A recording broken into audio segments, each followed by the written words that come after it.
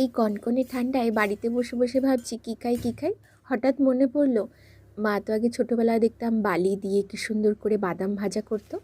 তো বালি কোথায় পাবো?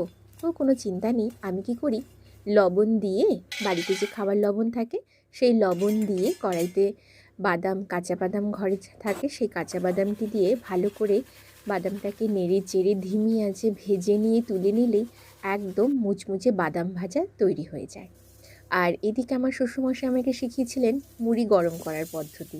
তো সর্ষের তেল, শুকনো লঙ্কা, কালো জিরে আর একটু লবণ দিয়ে মুড়িটাকে ভালো করে নেড়ে চেড়ে নিলেই মুড়িটা বেশ গরম মুড়ি আর খেতেও বেশ টেস্টি হয়। তো আর এদিকে আমি বাদামটাকে ভালো করে খোসাটাকে ছাড়িয়ে নিয়ে দুটো সার্ভিং বলে সার্ভ করে দিলাম। আর সাথে না গরম গরম চাও ছিল, সেটি না দেখানো হয়নি। দেখো তো তোমাদের কেমন লাগছে।